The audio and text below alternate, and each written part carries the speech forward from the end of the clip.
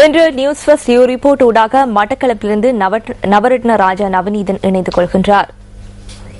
மட்டக்களப்பின் நொச்சிமுனை பிரதேசத்தில் இசை நடன கல்லூரி வீதி பல வருடங்களாக பாதிப்படைந்துள்ளது.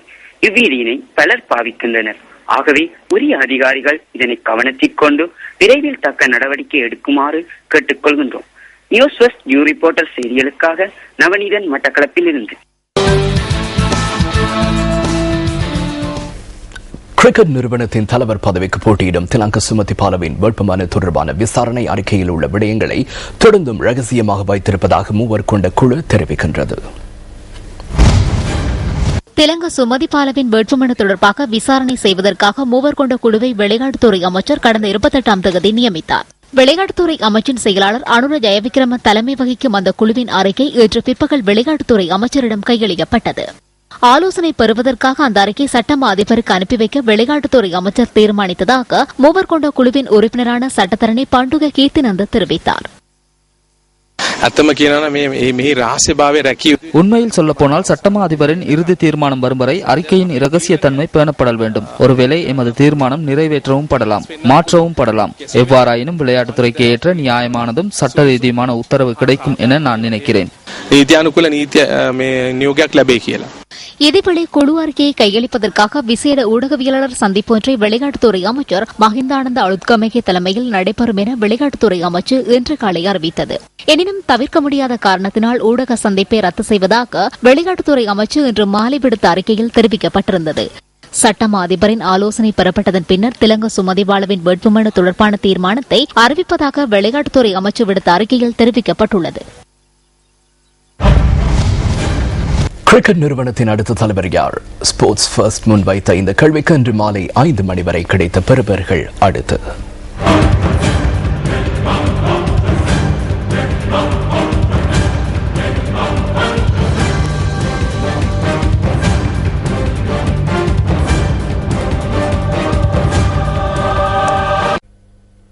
இந்த வருடம் பொதுநலவாய நாடுகளின் அரசு தலைவர்கள் உச்சி மாநாடு இலங்கையில் நடைபெறும் என மீண்டும் உறுதி செய்யப்பட்டுள்ளது. ஏற்கனவே திட்டமிடப்பட்டிருந்தவாறு நவம்பர் 15ஆம் தேதி தொடக்கம் 17ஆம் தேதி வரை இந்த மாநாடு இலங்கையில் நடைபெறும் என பொதுநலவாய நாடுகள் அமைப்பு செயலாளர் நாயகம் அலுவலகம் இம்மாதம் 11ஆம் தேதி வெளியிட்ட அறிக்கையில் குறிப்பிடப்பட்டுள்ளது. பொதுநலவாய நாடுகளின் அரசு தலைவர்கள் உச்சி மாநாடு நடைபெறும் நாடு தொடர்பான தீர்மானம் கூட்டாகவே மேற்கொள்ளப்படுவதாக அதில் தெரிவிக்கப்பட்டுள்ளது.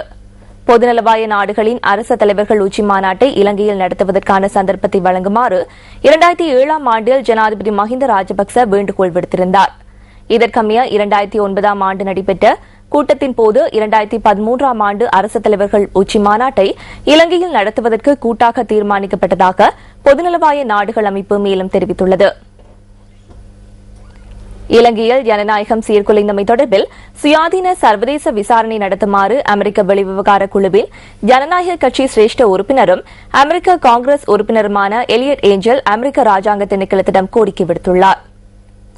பொறுப்பு கூறுதல் மற்றும் நல்லிணக்கம் தொடர்பில் இலங்கைக்குள் முன்னேற்றம் காணப்படவில்லை என எலியட் ஏஞ்சல் அமெரிக்க ராஜாங்க செயலாளர் ஜான் கெரிக்கு அனுப்பி வைத்துள்ள கடிதத்தில் தெரிவிக்கப்பட்டுள்ளது. யுத்தம் முடிவுக்கு கொண்டுவரப்பட்டு 4 ஆண்டுகளின் பின்னரும் இலங்கையில் ஊடக சுதந்திரம், கருத்து சுதந்திரம் போன்றே சட்டத்தின் இறையாண்மைக்கு அச்சுறுத்தல் விடுக்கப்பட்டுள்ளதாக எலியட் ஏஞ்சல் சுட்டிக்காட்டியுள்ளார். இலங்கையில் நல்லிணக்கத்தை ஏற்படுத்தும் முயற்சி திருப்தி அளிக்கவில்லை எனவும் அவரது கடிதத்தில் தெரிவிக்கப்பட்டுள்ளது. இலங்கையில் யுத்தம் முடிவுக்கு கொண்டுவரப்பட்டிருந்தாலும் வெளிப்புறத்திற்கு தென்படாத மோதல்கள் அங்கு காணப்படுவதாகவும் அமெரிக்க ஜனநாயக கட்சியின் காங்கிரஸ் உறுப்பினர் எலியட் ஏஞ்சல் அந்த நாட்டின் ராஜாங்க செயலாளருக்கு அனுப்பி வைத்துள்ள கடிதத்தில் மேலும் குறிப்பிடப்பட்டுள்ளது. ஐக்கிய தேசிய கட்சி ஏற்பாடு செய்திருந்த ஊடகவியலாளர் சந்திப்பின் போது ஜால ஜவதன கலந்து கொண்டு கருத்து வெளியிட்டார்.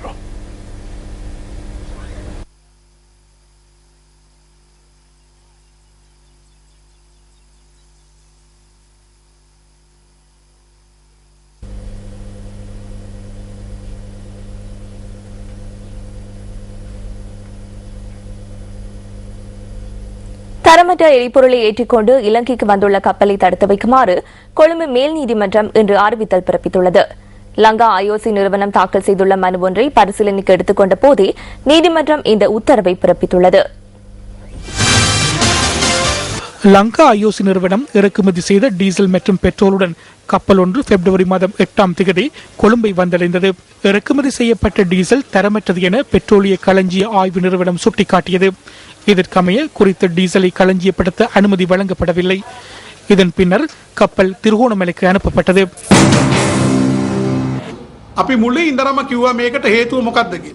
இதற்கான காரணம் என்ன என்பதை நாம் ஆரம்பத்தில் இருந்து கூறி வந்தோம். பரிசோதகர் நியமிக்கப்படாமையே இதற்கான காரணமாகும். உரிய நடைமுறையை பின்பற்றாது 2 பிரதான ரசாயன பகுப்பாய்வு சோதனைகளுக்கு உட்படுத்தப்படாது, சீன துறைமுகத்தில் முதல் மாதிரியை ஏற்றுக்கொள்ளாது, எரிபொருள் இறக்குமதி செய்யப்பட்டதன் பின்னர் வெளியிடப்பட்ட இந்த அறிக்கை பக்கச்சார்பானது. இந்திய ஆயில் நிறுவனத்திற்கு பக்கச்சார்பானது. පක්ෂපාති ඉන්දිය ඔයිල් සමාගමට පක්ෂපාති ඔහුන්ට ඉන්දන බාගන්න ඉඩ හරපු වාර්තාව. දැන් කොළඹින් මෙට්‍රික් ටන් 10000ක් ගොඩවාලා පෙට්‍රල් ඉතිරි 16000 10,000 மெட்ரிக் டன் பெட்ரோலை கொழும்பில் இறக்கியுள்ளனர்.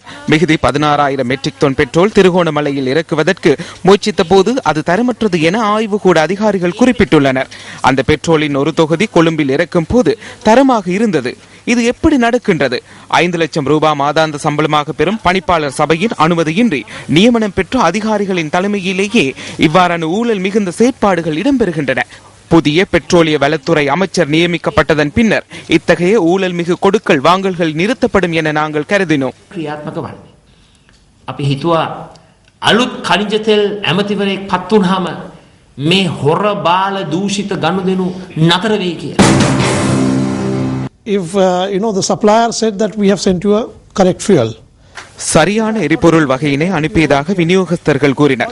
இருப்பினும் சரியான எரிபொருள் எமக்கு கிடைக்கவில்லை என்றால் இடைத்தரப்பினரை தவறிழைத்திருக்க வேண்டும். இந்த தவறினால் ஏற்படுகின்ற பாதிப்பையும் அவர்கள் பொறுப்பேற்க வேண்டும்.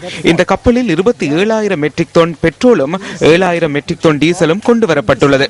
அதில் டீசலில் பிரச்சனை உள்ளது. இந்த கப்பல் முதலில் கொழும்பு துறைமுகத்தை அடைந்துள்ளது. அதன் தரம் பரிசோதிக்கப்பட்டு ஒரு தொகுதி கொழும்பிலும் ஏனைய தொகுதி திருகோணமலையிலும் இறக்கப்படுவதே எமது நடைமுறையாகும். கொழும்பில் அதை பரிசோதனைக்கு படுத்தினர். அதன் போது தரமற்ற டீசல் என்று எமக்கு அறிய கிடைத்தது. பெட்ரோல் தொடர்பில் பிரச்சனை இருக்கவில்லை. அதன் பின்னர் கப்பல் திருகோணமலைக்கு அனுப்பப்பட்டது. பின்னர் திருகோணமலையிலிருந்து அதன் மாதிரிகளை பெற்று பரிசோதனை செய்யுமாறு அமைச்சர் உத்தரவிட்டார்.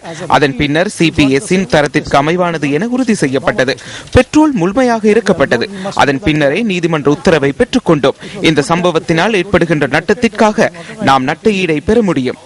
Because we had to secure our claims on various incidental expenditures that might have occurred in these things. News ஃபர்ஸ்டின் பிரதான செய்திகள் தொடர்கின்றன. பாராளுமன்ற உறுப்பினர் துமிந்த சில்வாவை சட்ட வைத்திய பரிசோதனைக்கு உட்படுத்தி அடுத்த தவணையின் போது நீதிமன்றத்தில் ஆஜர்படுத்துமாறு கொழும்பு மேலதிக நீதவான் சாந்துன் வித்தான இன்று சிறைச்சாலை அதிகாரிகளுக்கு உத்தரவிட்டார். பாரத லட்சுமன் பிரேமச்சந்திர உள்ளிட்ட 4 சுட்டுக் கொலை செய்யப்பட்ட சம்பவத்தின் சந்தேக நபர்கள் கொழும்பு நீதவான் நீதிமன்றத்தில் இன்று ஆஜர்படுத்தப்பட்டனர். இது தொடர்பான மேலதிக தகவல்களை எமது அடுத்த பிரதான செய்திகளில் எதிர்பாருங்கள். தேவண்ணா ஓயாவுக்கு அருகில் பஸ் தரிப்பிடம் ஒன்றை நிர்மாணிப்பதற்கு அரசு பொறியியலாளர் கூட்டுத்தாபனம் அனாவசியமாக அதிக தொகையை செலவு செய்துள்ளதாக ஐக்கிய தேசிய கட்சியின் பாராளுமன்ற உறுப்பினர் ரவி கருணாநாயக்க குற்றம் சாட்டியுள்ளார். ஐக்கிய தேசிய கட்சியின் பாராளுமன்ற உறுப்பினர் ரவி கருணாநாயக்க இன்று முற்பகல் தேவண்ணா ஓயாவுக்கு அருகில் நிர்மாணிக்கப்பட்டுள்ள பஸ் தரிப்பிடத்தை கண்காணித்தார். இவ்வாறான ஒன்றை அமைக்க எவ்வளவு செலவு ஏற்பட்டிருக்கும் என அறியவே நாம் இங்கு வந்தோம். ஒவ்வொரு துளி நீரும் சேர்ந்து 6வது போல் பல லட்சம் ரூபாய் செலவு செய்வதன் மூலம் ஊழல் உருவாகிறது. வரிகளை செலுத்துகின்ற அப்பாவி மக்களின் பணமே விரயமாக்கப்படுகிறது. மண்ணெண்ணெய்க்கு, பருப்புக்கு, பால்மாவிற்கு வரி செலுத்துகின்ற மக்களின் பணமே ஒன்று இவ்வாறு விரயமாகிறது. இப்படி செயற்பட்டால் நாட்டில் எவ்வாறு அபிவிருத்தி ஏற்படும்? இவற்றை சுட்டிக்காட்டினால் நாம் அபிவிருத்திக்கு எதிரானவர்கள் என கூறுகின்றனர். அப்படி அல்ல. இவற்றை 5-6 லட்சத்துக்குள் செய்தால் நாம் அதற்கு உதவி செய்வோம். எதிர்க்கட்சித் தலைவரின் அலுவலகம் எவரினதும் தனிப்பட்ட சொத்து அல்லவென மக்கள் விடுதலை முன்னணி தெரிவிக்கின்றது. மக்களுக்கு உண்மையை மறைக்கின்றவர்களே ஊடகங்கள் குறித்து அச்சம் கொள்ள வேண்டும் என்று அந்த கட்சியின் அரசியல் குழு உறுப்பினர் KD லால்காந்த் தெரிவிக்கின்றார்.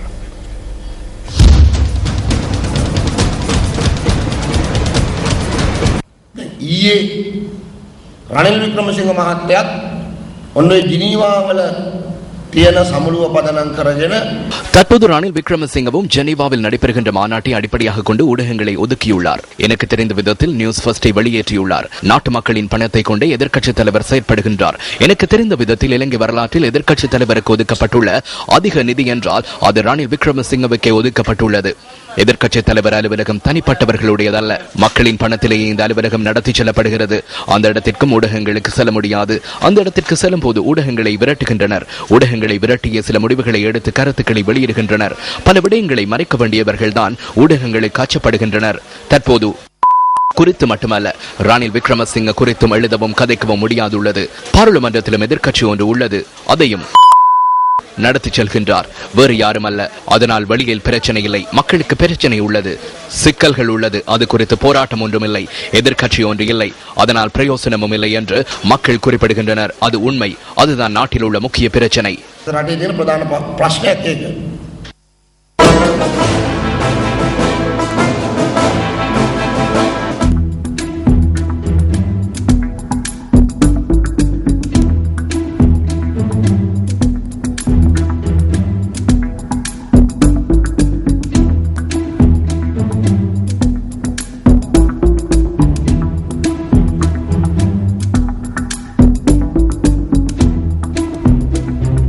முயற்சியாளர்களின் எண்ணிக்கை அதிகரித்து வருவது மகிழ்ச்சிக்குரியதே.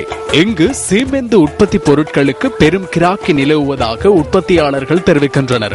நிர்மாண துறையில் ஈடுபடுகின்றவர்கள் சுய தொழிலாளர்களிடம் இந்த உற்பத்தி பொருட்களை கொள்வனவு செய்வதனால் அவற்றுக்கான கேள்வி அதிகரித்து வருவதாகவும் அவர்கள் கூறுகின்றனர். சுய தொழில் முயற்சியாளர்கள் பலரும் சிறு முதலீடுகளுடன் தொழிலில் ஈடுபடக்கூடியதாக உள்ளமையினால் இது பலரது வாழ்வாதாரத்தை மேம்படுத்த வாய்ப்பாக அமைந்துள்ளது. அப்சரஸ் ஒளிப்பதிவாளர் சந்தோஷ் சிவன் மலையாளத்தில் நடித்த புதிய திரைப்படம். சரஸ்வதி, மகாலட்சுமி, திரௌபதி ஆகிய பெண் தெய்வங்களுக்கு உருவம் படைத்து வரைந்தவர் புகழ்பெற்ற ஓவியர் ரவிவர்மன்.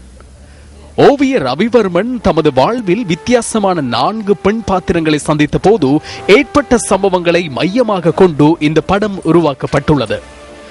மலையாளத்தில் மகரமஞ்சு என்ற பெயரில் வந்த இந்த திரைப்படம் தமிழில் அப்சரஸ் என்ற பெயரில் மொழிமாற்றம் செய்யப்பட்டுள்ளது. லெனின் ராஜேந்திரனின் இயக்கத்தில் மது அம்பாட்டின் ஒளிப்பதிவில் இந்த திரைப்படம் உருவாகியுள்ளது. இசை ரமேஷ் நாராயணன், வசனம் மற்றும் பாடல்கள் மருதபரணி. அப்சரஸ் அடுத்த மாதம் திரைக்கு வர உள்ளது. தொடர்வது விளையாட்டுச் செய்தி. 107வது வடக்கின் பெருஞ்சமர் மாபெரும் வருடாந்த கிரிக்கெட் போட்டி யாழ் மத்திய கல்லூரி மைதானத்தில் இன்று ஆரம்பமானது. போட்டியில் முதலில் துடுப்படுத்தாடிய சென்ட் ஜான்ஸ் கல்லூரி அணி 183 ஓட்டங்களை பெற்றதுடன் பதிலளித்தாடும் யாழ் மத்திய கல்லூரி அணி 4 விக்கெட் இழப்புக்கு 40 ஓட்டங்களை ஆட்ட நேர முடிவில் பெற்றிருந்தது.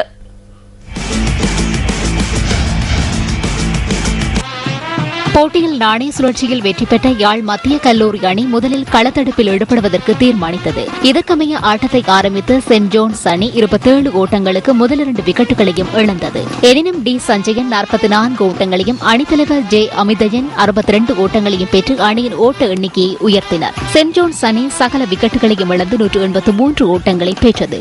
பி ஹரிஹரன் 3 விக்கெட்டுகளையும், P Davin, S Alanraj, P Niroopan ஆகியோர் தலா 2 விக்கெட்டுகளையும், பி நிரோஜன் 1 விக்கெட்டையும் வீழ்த்தினர். தொடர்ந்து முதல் இன்னிங்ஸை ஆரம்பித்த யாழ் மத்திய கல்லூரி அணி 4 விக்கெட் இழப்புக்கு 40 ஓட்டங்களை பெற்றபோது இன்றைய ஆட்டம் முடிவுக்கு வந்தது. எஸ் அலன் டிலான் மற்றும் எம் கபிலன் ஆகியோர் அதிகபட்சமாக தலா 10 ஓட்டங்களை பெற்று ஆட்டமிழந்தனர். பந்துவீச்சில் ஆர் லோத்தீஸ்வர் 3 விக்கெட்டுகளையும், எம் நிலோஷன் 1 விக்கெட்டையும் கைப்பற்றினர்.